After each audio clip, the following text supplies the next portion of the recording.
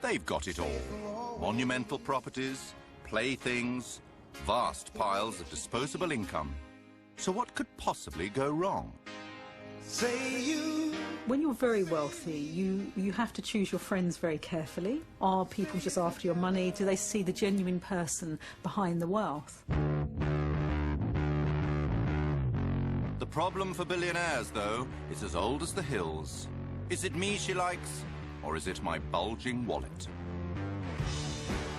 All you have to do to make millions overnight is marry a rich man and then divorce him and take his money. Money can't buy you love, but it can help you hire a matchmaker.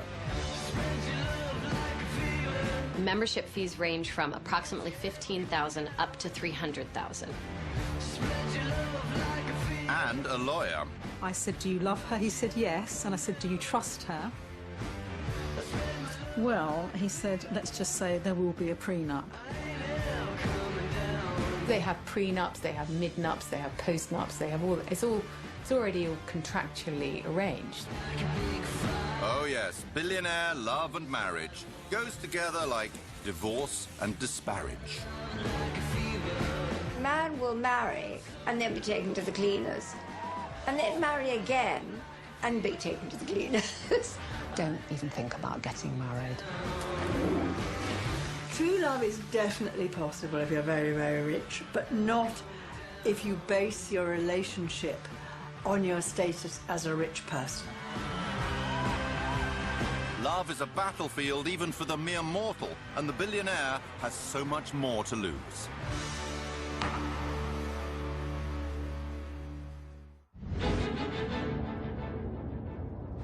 London is billionaire central. 105 of them call the UK home. They can buy anything they want, but the one thing they want for free can have a very high price tag. That is to love and be loved. Choosing a partner is the riskiest investment they will ever make, because the city streets are paved with gold diggers. If you have something that other people want, you will create an atmosphere of envy. And that's what they live with. Who's real, who isn't. It's a nightmare because they can never really trust anybody. They're always feeling that they might be exploited by gold diggers or people who don't think they're gold diggers but actually turn out to be gold diggers in the end. 89% of those with a net worth of over £100 million are men, so the odds of success favour female gold diggers. Most of the overnight millionaires in the UK are women who married rich men, and within 5 years, walked away with 50 million. Men being men, they are attracted to a good-looking girl. For them, it's equivalent to a woman having a particular designer luxury handbag. Their major accessory is what they have on their arm. Following a few top tips can make becoming a rich man's arm candy a piece of cake. You do have to look good, but less is more. And to look elegant is more important than to just show it or, have everything on display. If you want to nab, a male super rich man, the first thing you do is you have to hook him on sex. And when a man is absolutely deliriously, sexually high, he's unlikely to ask for any sort of financial arrangement because it might put you off sex immediately. You do need to have a certain amount of intelligence, so you do need to read the newspapers or keep up. But at the same time, don't keep giving your opinion. Always be a good listener, because if you're a good listener and always agree to everything, well, you get on a lot better with men, I find. Rather than having a two-way dialogue, conversation, flirting, thinking how they can make the other person feel good, they're often only able to talk about themselves. There's one way the super-rich man can guarantee a beautiful woman will hang on his every word. Reward her. There are plenty of websites designed to help. You can have all the money in the world, but if you don't have anyone to share it with, what's the use? And you use seeking arrangement for the billionaires. All they've got to do is click a couple of buttons and voila, you've got your ideal woman. Seeking Arrangement is one website that offers to bring together 700,000 sugar daddies and 2.6 million sugar babies. A sugar daddy is usually an older man who works as a CEO, executive, clearly has additional income to spend on a relationship. And a sugar baby is usually a young, ambitious woman who is looking for financial assistance or nice gifts from a man to kind of advance herself, to afford herself the same lifestyle that he has. The guys on the site are very worldly, you know, they've travelled. You don't get the riff-raff of society. I don't think I'm asking for too much. 100,000 minimum. I'm fed up with the scrounging men and the layabouts and the guys that are really not ambitious. Former sugar baby Helen Croydon used Seeking Arrangement for 3 years. There's a tacit agreement here that it is the girl who's going to slot into the man's busy life. They can say things such as, you know, I only want to see you during the weekends. Which I think is a very honest way of saying, I haven't got the time or the emotional capacity to invest in a full-time conventional sort of relationship. A lot of the guys will offer you know, luxury gifts, so perfume or designer handbags, could be shopping trips, help with your rent as well. The nicest gift I received has to be this Cartier diamond ring. But presents from super rich men can shift to cold cash. I remember there was one man, and he'd always insist on buying me something fabulous, and I didn't really need anything more, and I'd always go and take it back and then just keep the money. And I think he eventually realised I did this, and he said, oh God, why didn't you say? I'll just give you the money. The form of financial assistance usually comes in a monthly allowance, and the average monthly allowance is about £3,000. One day I did accept cash, and it was, you know, 2 years actually of me questioning the morals of that and thinking, oh my gosh, girls like me don't do this. The media has been quick to judge these relationships and say that, oh, well, all these billionaires are just paying for high-class prostitutes. For an escort, you pay them to leave. For a sugar baby, you're paying them to stay. But are sugar babies just expensive arm candy, or is there more involved in keeping a rich man sweet? I think just like anyone else, they had a need, a sort of a romantic need to spend some intimate time with one person. Sex is part of that. It's not about having sex with somebody and getting paid for it. It's about providing a certain relationship and having the chance to share their wealth. There was one man who I had dinner with once, and he said that the reason he had these sorts of compensated relationships was because it was cheaper than getting a wife. Coming up. So nice to meet you. How the services of a matchmaker can save the billionaire bacon. If you're sitting across the room from a gold digger, trust me, they tell you that they want a man with money.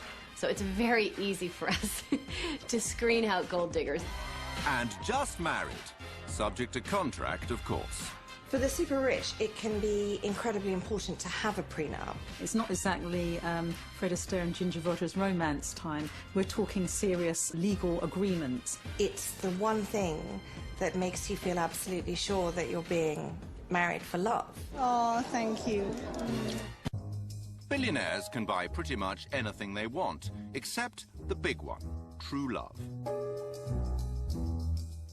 Yes, gold diggers and sugar babies flock to date them, expecting their gift and hoping to marry them, perhaps. But real love is elusive. It's no wonder that some billionaires are prepared to spend hundreds of thousands of pounds on the services of matchmakers to keep ne'er-do-wells at arm's length. If you're sitting across the room from a gold digger, trust me, they tell you that they want a man with money. So it's very easy for us to screen out gold diggers.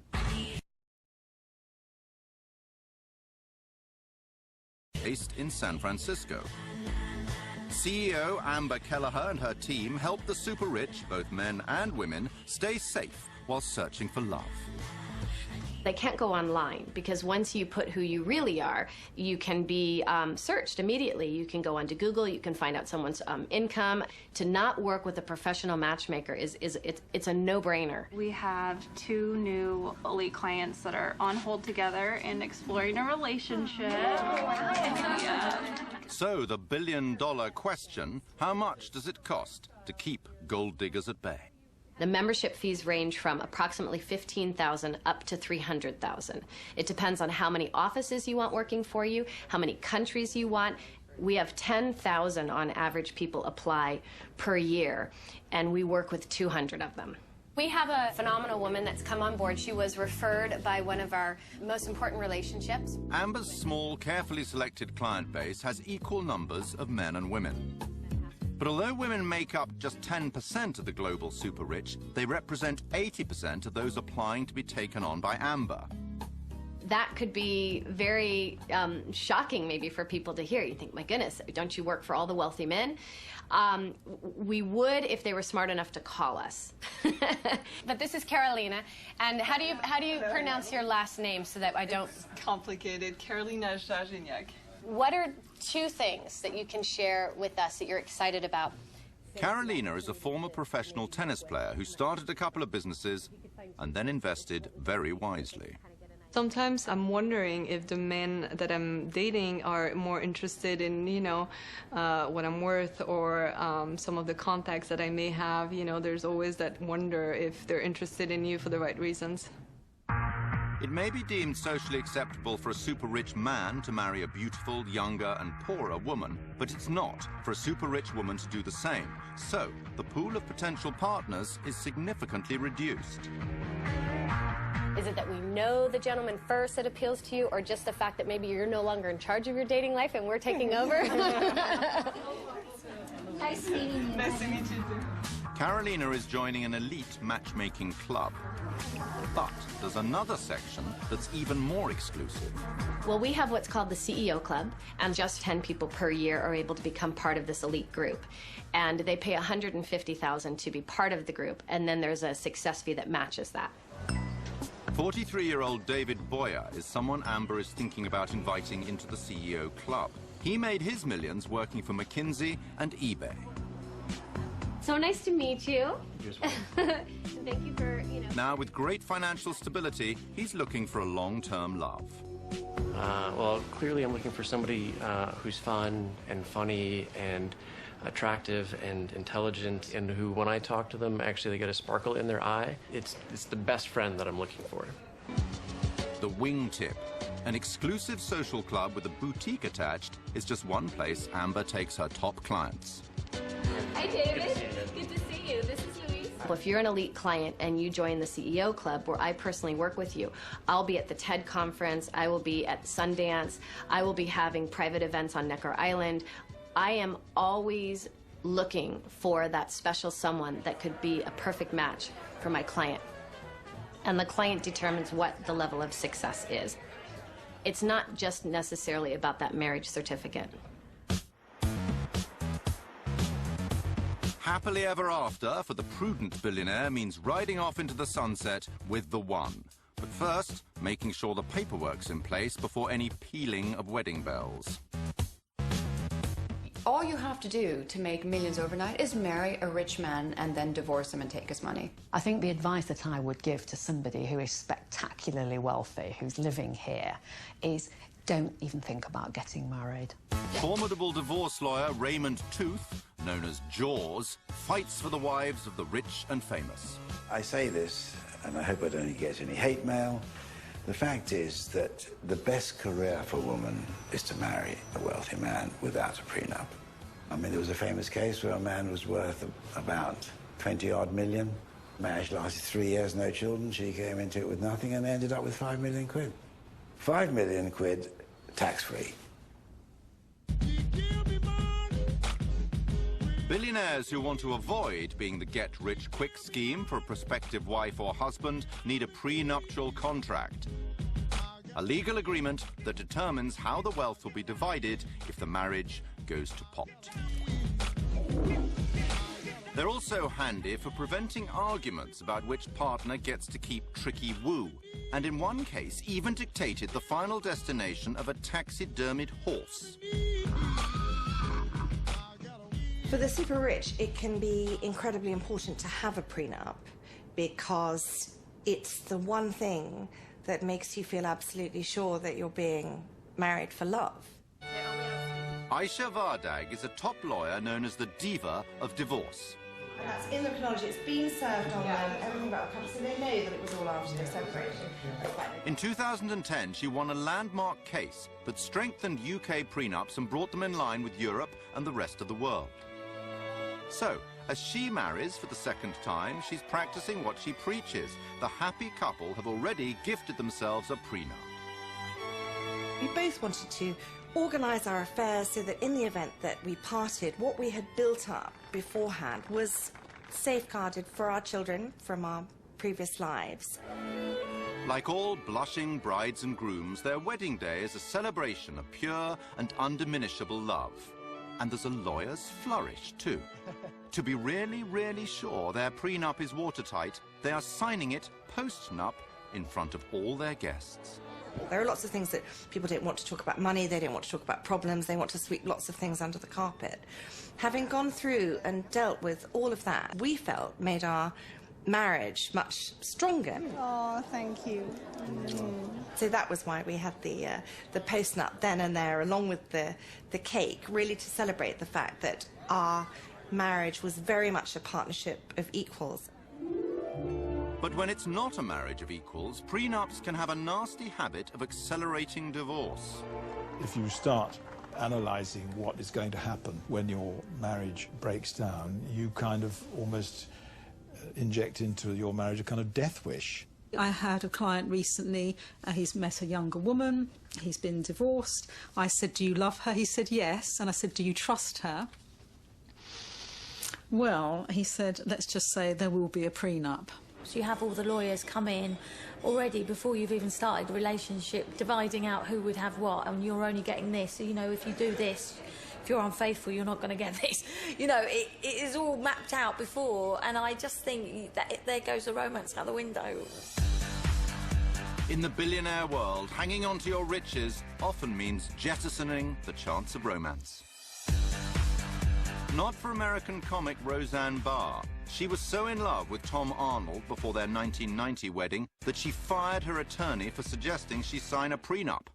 When the couple divorced 4 years later, Arnold left with $50 million. But if love doesn't last forever, neither, it seems, do prenups. General Electric's CEO Jack Welch's prenup had a sunset clause, which meant that after 10 years, the prenup was invalid. As soon as this clause came into effect, his wife Jane took off with $150 million. But most of the time, with a prenup in hand, the billionaire is reasonably safe to put a ring on his fiancée's finger without chancing his arm. Coming up, the breathtaking weddings of the super rich. There was a wedding recently where the total dress bill was £16 million. A few weeks ago, we did a wedding where, for 50 guests, the bride wanted 13 wedding cakes. And the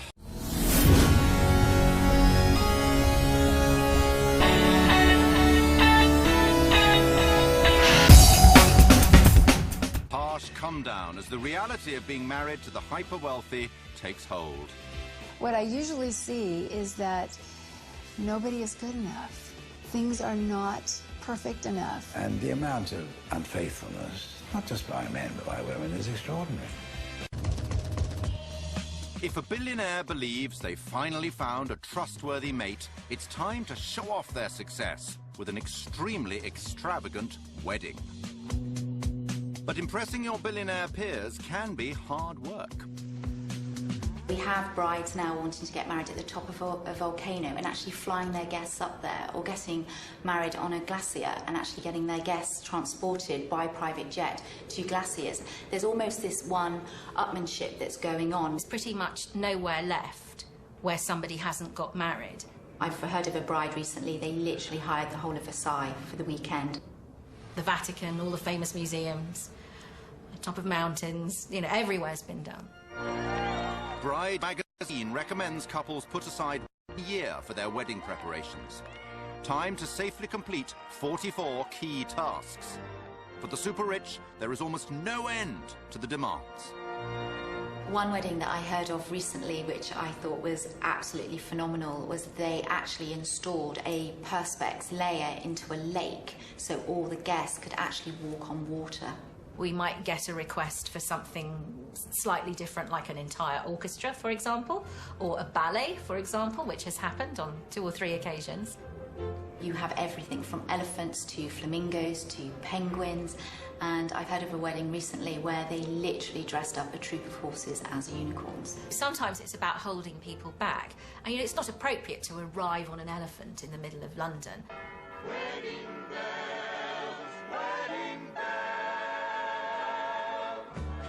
The biggest show of all is the wedding dress. There was a wedding recently where the bride herself and all her bridesmaids all Vera Wang bespoke, and the total dress bill was £16 million. As the average price of a London home is £500,000, these dresses would buy 32 addresses in the capital. The super rich certainly have their cake and eat it. I think one of the most incredible cakes I've ever made was an 18-tier cake. The cake ended up being about 8 foot tall. It had about 10,000 sugar flowers on it. So, and that involved 6 people working constantly on that cake for a month. The most expensive cake we have ever commissioned cost us nearly £46,000. Mainly to do with the fact that we flew the cake maker and her kitchen to another part of the world. We've certainly used edible 24-karat gold a number of times on our cakes. It really doesn't taste of anything. And it's just very decadent. I think it's the sheer opulence of it, the fact that you can eat gold. So, cakes are worth their weight in gold, but they're cheap compared to the cost of hiring a platinum-selling superstar. Enrique Iglesias, for example, we were asked to get him on a Monday for a wedding on a Friday. I heard recently that Michael Bublé played a wedding for £1 million. The demand for these performers has gone up. Their price has gone up, so it's now stratospheric money. And then when they turn up, they're not going to do 2 hours, they're going to do 20 minutes. It's hard work being a guest at a super rich wedding. Now there are weddings that are lasting literally 7 to 10 days, involving, you know,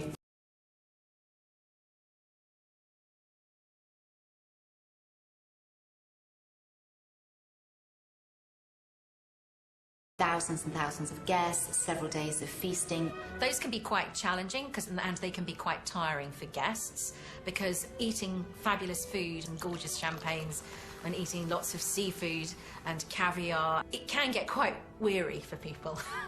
But there are rich pickings to perk up the guests, who can expect a little more than sugared almonds.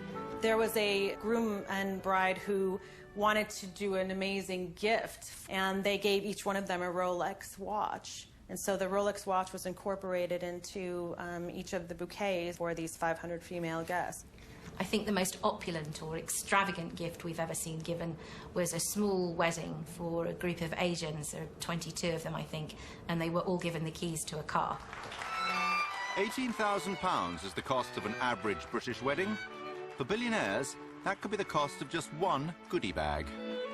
I think you could take the Kim Kardashian wedding and actually triple that, times it by 10, and I think we would still not get anywhere close to what the super rich are doing right now.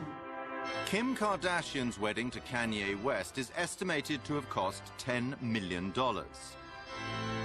It would have taken 8 of these to add up to the most expensive wedding of all time. As far back as 2004, Venetia Mittal and Amit Bhatia managed to spend $78 million.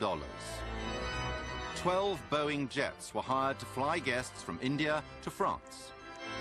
Festivities went on for 6 days, but after less than 10 years together, they separated.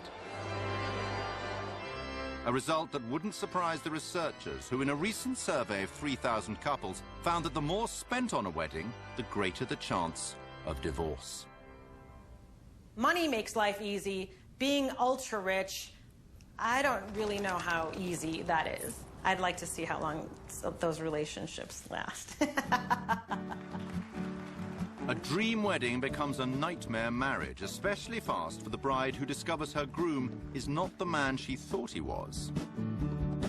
A couple were set up, and she went and Googled him, and basically saw a slew of businesses, net worth, rich list, and said, okay, great. Anyway, they were married within a couple of weeks. Anyway, it turned out that she'd Googled the wrong person, and that there was another person with exactly the same name who did exactly the same. It was a very, very common name. And by the time she found out that she'd married the wrong guy, she was married. So anyway, that marriage didn't last very long. Problem 2, a successful fortune hunter may want an early return on their investment.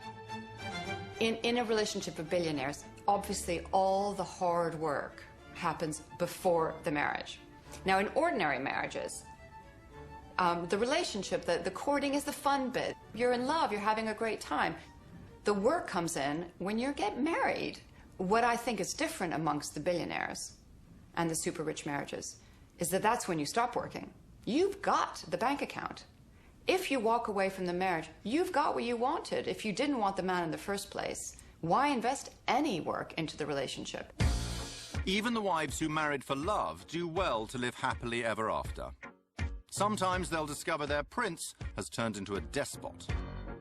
If you have financial wealth, you can really get into things having to be a certain way. You know, there's that old saying, he who has the gold makes the rules. They can't understand that we might give them a boundary or say, you can't do this. I know, what do you mean you can't do this? I do anything I want, is the approach, you know. I am master of the universe.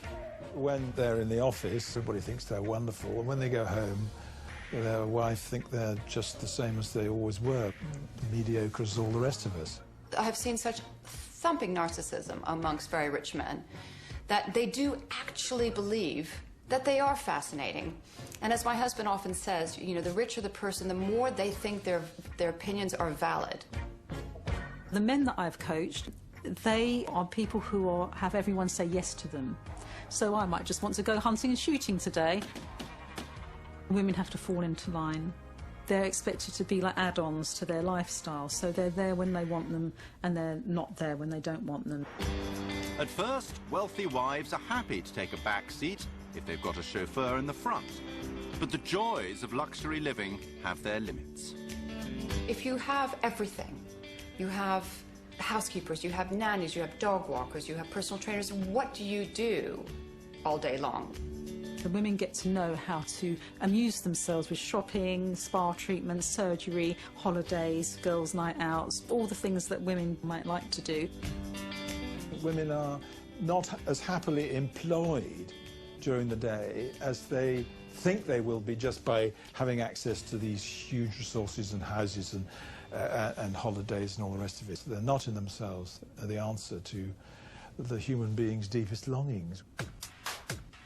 One American survey found that men with an income of over $300,000 were 10% more unfaithful than those earning less than $35,000. So many a wealthy wife will spend her time and his money trying to postpone their sell-by date. The women know that their job is to be entertaining and to look fabulous all the time, hence the rise in surgery. So as you get older, you're an ageing model, so hence you get the kind of wind tunnel effect start happening, and eventually that runs out and then they get a new model. And the amount of unfaithfulness, not just by men but by women, is extraordinary. You have to take a lot if you're the wife of somebody very rich and powerful, because you know he might have mistresses and you have to be very cool about that.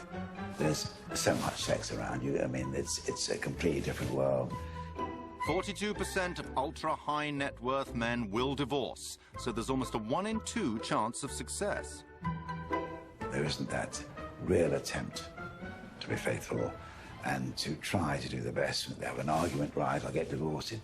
It's very sad, actually, to be honest. What I usually see is that nobody is good enough. Things are not perfect enough. And I often feel like, wow, you know, it seems like if you had been assertive and talked about it that it's perhaps something that could have been worked out. The fact of the matter is that people do not make enough effort to save their marriages. If there are no financial consequences to leaving that relationship, then you leave. Coming up, when marriage breaks down and there's no prenup, divorce is the quickest way for the super rich to lose a fortune. People are going to fight a lot harder over $100 million than they are going to fight over $1,000.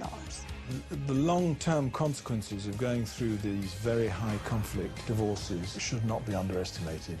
And one super rich divorcee counts the cost. I think our marriage was a mistake, and I think we should have realized sooner than later. Huge money makes it hard for a billionaire to find the perfect partner, but easy to get rid of an imperfect wife. If you're really rich, it's like bang, bang, bang, it's over. They can divorce like that. They have prenups, they have midnups, they have postnups, they have all, it's already all contractually arranged. So just when the rift happens, it can be executed quite fast. Without a legal agreement, divorce is very bad news for billionaire bank accounts.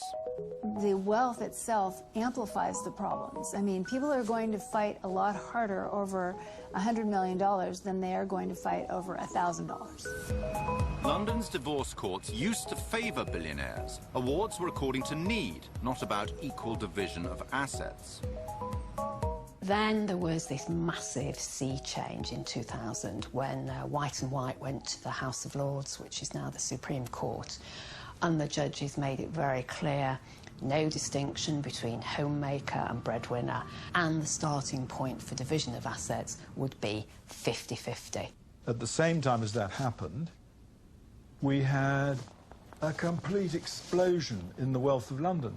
Bankers, hedge fund managers, insurance, lawyers, accountants, and all the panoply that goes with it, making huge amounts of money, miles more than they used to make. The wives of the super rich and their lawyers were the new winners as London became the divorce capital of the world. There was a sense that people were just sort of staying married as passengers, and they might be lunching out and spending their days having tennis coaches and having their children cared for wall to wall by nannies, and then they sort of go off with some dashing young lover and take half of the fortune. One billionaire loser is Bernie Ecclestone, CEO of the Formula One Group. His strong views on the equality of women became clear in 2005 when he said, in relation to IndyCar racer Danica Patrick, "You know, I've got one of those wonderful ideas. Women should be dressed in white, like all the other domestic appliances." 4 years later, in 2009, the British courts valued Slavica, his wife of 23 years, rather more highly and awarded her £2.4 billion, around half of Bernie's estimated fortune. Such eye-watering awards encourage discontented wives the world over to flock to London. There are countries where if the case is heard at home, they'll get nothing. A wife will get nothing.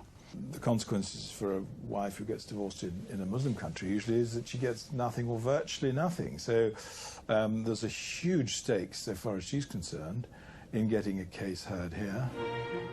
To have their divorce cases heard in the UK, foreign wives need to prove their British credentials.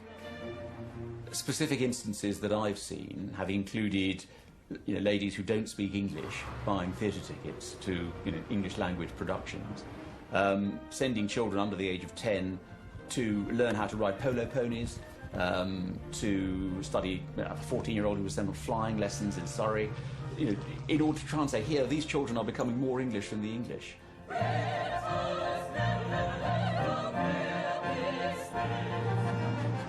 When former Malaysian beauty queen Pauline Chai was divorcing the multimillionaire chairman of Laura Ashley, she claimed that keeping more than 1,000 pairs of shoes in her Hertfordshire estate proved the UK was her permanent home.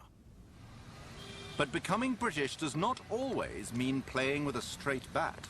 I heard a great story of a friend married to a super rich Russian mogul, and their marriage was coming to an end. But she was a bit savvier about the English court system, so she went and hired every single divorce lawyer in the UK, including Fiona Shackleton and all this, and basically put them on retainer. When you put a lawyer on retainer, he is not allowed, or she is not allowed to act for the other side. So by the time her kind of fairly dim-witted husband got around to hiring her lawyer, there were none left in England. Anyway, she walked out with one of the best divorce packages I've ever seen. And super-rich men have a divorce tactic of their very own. Most of the super-rich become very un-super-rich when they get divorced. You will find people who were, steel industrialists are now, they become school teachers overnight. And you become a school teacher for the entire year you're getting divorced, and then you go back to being a steel magnate. So when you're divorcing, you only have £10,000 salary, and that's the new trick. Not hiding your wealth under a bushel results in astonishing divorce payouts. The top payout of all time was in 2014. Elena Rybolovleva, wife of Russian fertilizer king Dmitry, reaped a bumper harvest of $4.8 billion, more than half of his estimated fortune of $8.8 billion.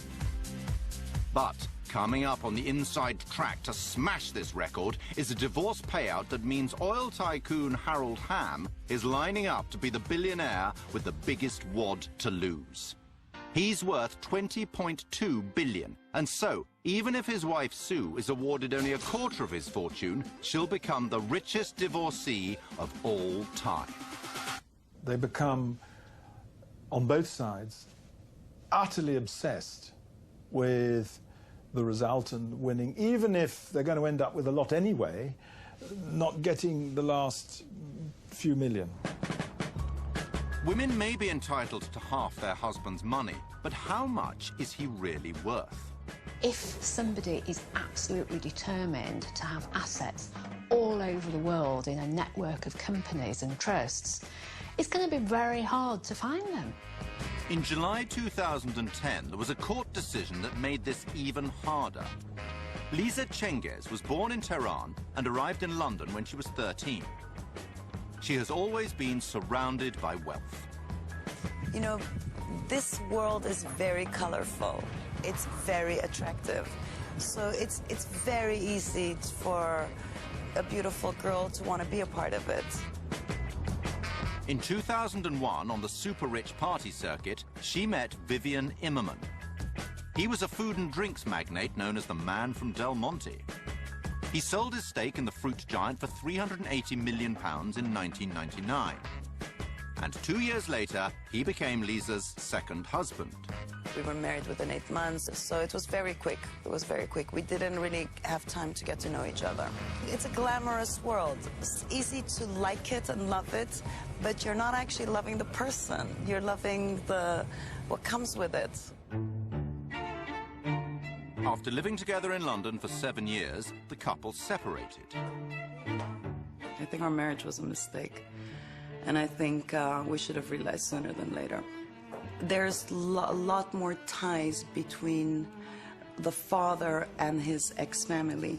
So one day, I guess he must have woken up and thought, I want to go back home. I didn't feel like home to him. Lisa's marriage finally broke down in 2008. Her brothers became her main source of support. Mr. Immerman shared an office with the Cengiz brothers.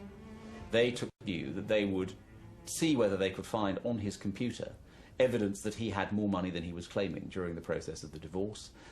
They went about getting access to his computer improperly and downloading everything on it. Masses of documents. It wasn't one little bank account, it was everything. Lisa Cengiz's brothers were alleged by Mr. Immerman to have removed between 250,000 and 2.5 million pages of documents, which they then handed on to lawyers for use in the family proceedings. While Lisa sued for £120 million, Vivian Immerman countersued for breach of confidence. The Court of Appeal were dealing with the most spectacular example of self-help that I think it's possible to ever imagine. And they said quite simply and very boldly, no, not in our courts. So it has become far more difficult, I think, for wives to quietly, but probably improperly, to have a look at their husband's documents behind their back. Wives have to be far more careful than they used to be. Lisa still had a luxurious lifestyle, and so she decided to settle for £15 million. It had been a 5-year legal fight, and now with a new partner, she knows what it takes to live happily ever after. Marry for love, not for money. That's really, really best advice I can give. For the super rich, like the rest of us, there are no real winners in divorce. The long-term consequences of going through these very high conflict divorces should not be underestimated. And super rich men rarely learn from past mistakes.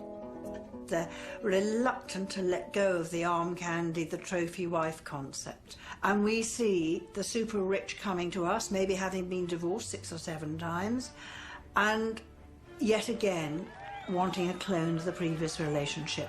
I always find it quite curious that somebody, a man will marry and then be taken to the cleaners, and then marry again and be taken to the cleaners. It's just, I suppose, every time they think this time it'll work. The ideal partner that you're looking for, because of the money that you've got, is going to make it more difficult for you to actually live a normal, natural life. There are always going to be attractive people making themselves available to you if you're very rich. With so many temptations to overcome, can the super rich ever find true love? True love is definitely possible if you're very, very rich, but not if you base your relationship on your status as a rich person.